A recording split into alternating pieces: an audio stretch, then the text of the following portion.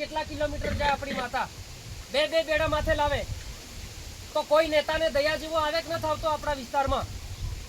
દર 5 વર્ષે તમે પૈસા લઈને આવી જાઓ એટલે અમને શું સમજી મેલો તમે લોકો? આ સવાલ આપણે કરવો પડે. હવે હાથે હાથે સાચા આદિવાસીઓનો તો ભલો નહીં કર્યું, પણ પેલા રબારી, ચારણ અને બરવાડ એના નહોતા આદિવાસી બનાવી દીધા. તે વખતે નોકરજીમાં અમાર કરતા વધારે માર્ક લાવે ને નોકરી લે, તો આપણા માટે નુકસાન થયું કે નહીં થયું?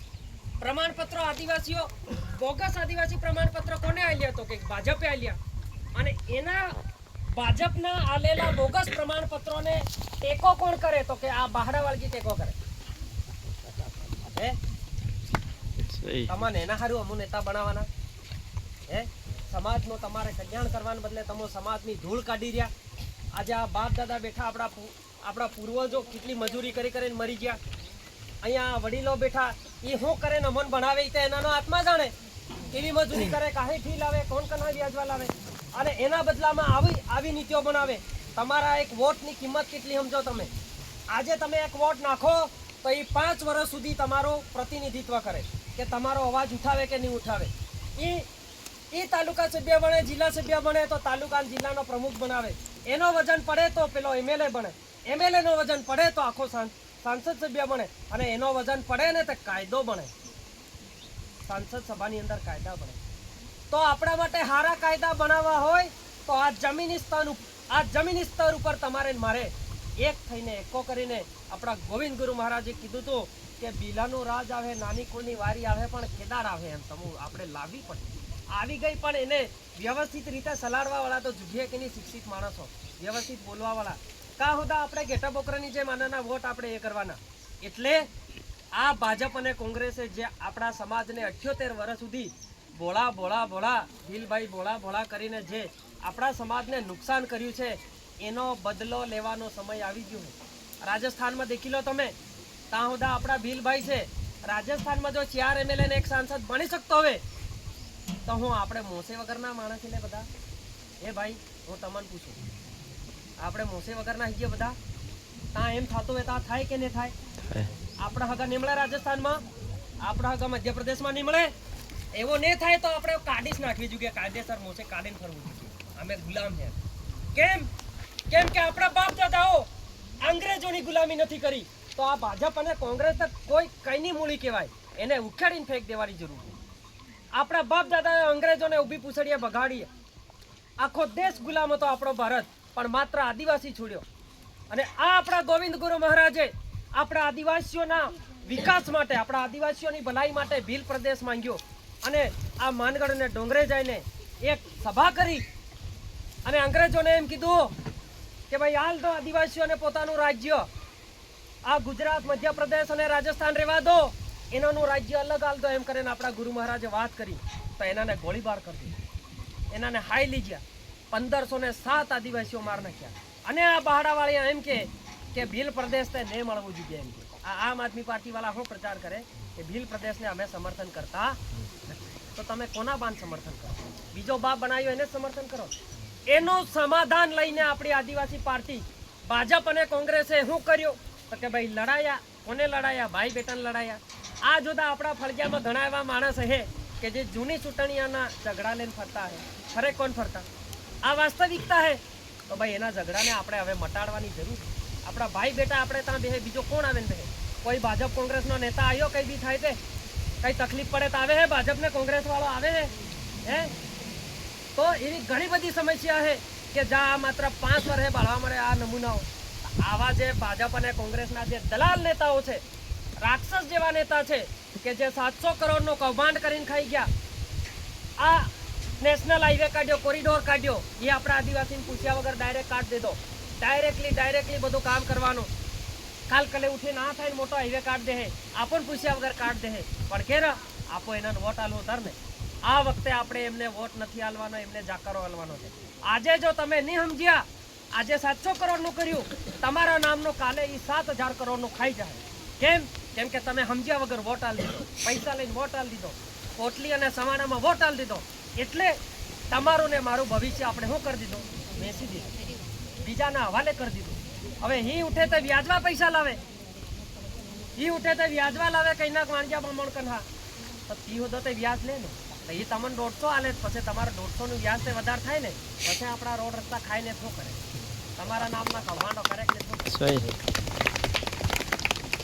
આ સિસ્ટમને બદલવા માટે આપણે ઊભા થયા છે તમારા ગામમાંથી મનસુખભાઈ છે આ ઘણા બધા દિલીપભાઈ છે સુભાષભાઈ છે ઘણા બધા છે હું નામ નહીં લેવાય માફ કરજો ઘણા બધા લોકો છે કે વર્ષોથી આ મીટિંગોની જનજાગરણ કરી રહ્યા છે હવે એના આપણે ઝાડને પાણી રેડે થાક્યા હવે કેરજી ખાવાના દન આવ્યા આપણે આંબો કેરાનો વાવ દીધો તો બરોબર છે આ ચૂંટણીના સમયમાં તમારે બળથી નહીં ગાળદેન નહીં ખાલી કળથી કળા કરવી અને એવી કળ કરો કે ગોવિંદ ગુરુ મહારાજનો વસન બી ફળી જાય અને આપણો ભીલ પ્રદેશનો ભીલ રાજ બી આવે એવો કરહો કે નહીં કરહો બિલકુલ નહીં કરહો તે જાહું કાં આ તે રોડ આવી જાય ફેર આપું નાહી જાઉં તમને એમ કે જાઓ સૌરાષ્ટ્રમાં તમને જમીન આલી ગઈ ટુકડા આલી ગઈ સૌરાષ્ટ્રમાં આપણી શું ગણતરી આજ બી કડાણાના આદિવાસીઓને કડાણા ડેમ બન્યો ત્યારે આદિવાસીઓને એમ કીધું હતું કે તમને અમે બીજી જગ્યાએ જમીન આલો કાલ કલે ઉઠીને આપણા ગામમાં એમ કે તમને અમે બીજી જગ્યાએ જમીન આલો આ સુધી કડાણાવાળાને જમીન મળી નથી જાણ કેવી પરિસ્થિતિમાં જીવે તો આપણો શું બરોબર એટલે એવો નેતા આપણે પસંદ કરવાનો આપણે એવા પક્ષને પસંદ કરવાનો કે જે આપણા સમાજનું કલ્યાણ કરે આ ભાજપ કોંગ્રેસ અને આમ આદમી હમણાં કાકા ભત્રીજા કાકા બેટાને વળગાવાડવાની કોશિશ કરે અને અમે એનો સોલ્યુશન શોધી લીધું કે ભાઈ આ કાકા બાબાને બેટાને અલગ કરે તો આપણે એક કામ કરો આપણી વ્યવસ્થા બદલી નાખો આપણી વ્યવસ્થાથી પંચ વ્યવસ્થા આ પંચ વ્યવસ્થા એટલે કે આપણા ગામના લોકો નક્કી કરે કોને ટિકિટ આપી ગામના લોકો નક્કી કરે સ્થાનિક લોકો કે કોને જીતાડવો કોને આગળ કરવો અને એને આપણી આ પંચ વ્યવસ્થા જાજમ વ્યવસ્થા થકી આજે આપણે ઉમેદવાર નક્કી કર્યા અને એને આપણે તમારે મારે આજે ટેકો કરવાની જરૂર છે તમે વિચાર કરો કે જ્યારે નોકરી લેવાનો વારો આવ્યો ત્યારે 200 માંથી 100 માર્ક આવ્યા હવે આ સરકારે એવો નિયમ લાવ્યો કે 200 માંથી 120 બધાને લાવવાના તર તમે પાસ ગણાવો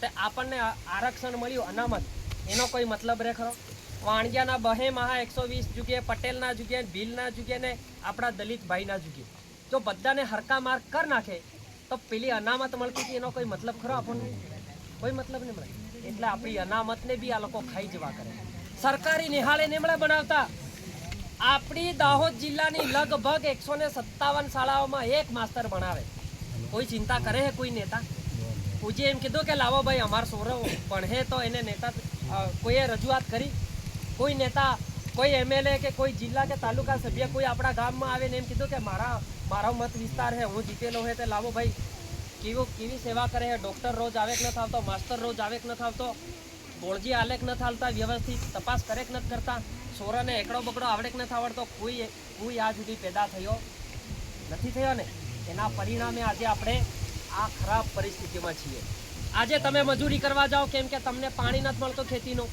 તો આપણે આ ભારત આદિવાસી પાર્ટી થકી આપણે આશ્વાસન આપીએ છીએ કે આંદોલન કરવું પડે કંઈ બી કરવું પડે આપણે કરવું ધરણા પ્રદર્શન અને અમે હમણાં જ એક ધરણા પ્રદર્શન કરેલું દાહોદ કે ભાઈ અમારા આદિવાસીઓની અનામત તમે કાઢ નાખી 200 માંથી 120 બધાને ગાંધીનગર બી કર્યું આપણા મનસુખભાઈ અને દિલીપભાઈ ના બધા ત્યાં જઈને પરમિશન લીધી ભાઈ અને ત્યાં બી કર્યું ને પછી અહીં આવીને દાહોદમાં બી કર્યું તો દાહોદમાં કર્યું તો ફેર પડ્યો નહીં તો આપણી આ એક જિલ્લા સીટ તાલુકા સીટ આપણું કંઈ નથી તો બી આપણી ભારત આદિવાસી પાર્ટીએ 200 માંથી 120 માર્ક હતા સરકારને નમવું પડ્યું અને 200 માંથી 110 માર્ક એટલે 10 માર્ક ઘટાડ્યા કેટલા માર્ક ઘટાડ્યા 10 હવે તમને કઈનું કેમ કીધું હે કે હું પોઈન્ટ હારું રહી ગયું કઈનું કેમ કીધું હે કે 1 માર્ક હારું રહી ગયું અમે આખા 10 માર્ક ઘટાડ્યા એટલે 10 માર્ક એટલે આપણા 10,000 બાળકોની આપણે ભવિષ્ય સુરક્ષિત કર્યું 10,000 કે લાખ બાળકો આ 10 માર્ક ઓછા લાવે તો એ નોકરી લાગે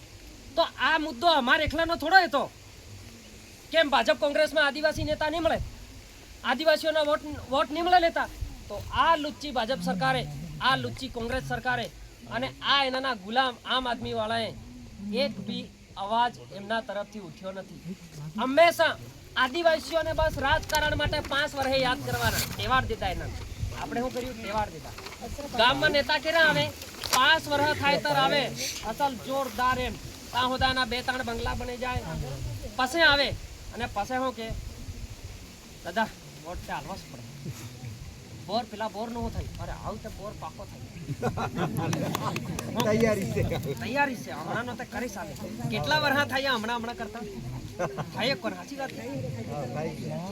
અરે કેદો ને એના બીજા વર્ષે ગ્રાન્ટ આવે દરેક પંચાયત ની અંદર 25 લાખ રૂપિયા મિનિમમ એક વર્ષની ગ્રાન્ટ આવે છે.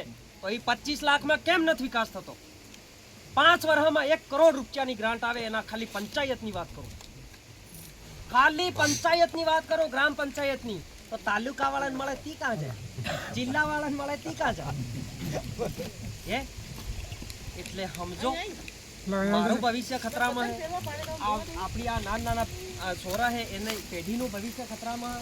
એટલે વધારે નહીં બોલતા હવે હું મારી વાણીને વિરામ લો. અને જો કોઈકને કંઈક પ્રશ્ન આવે તો પૂછજો તમે, કેમ કે દરેક વાતનું સોલ્યુશન આપણી જોડે છે. આપણે ગુરુ મહારાજની વાટે ચાલવાનું છે.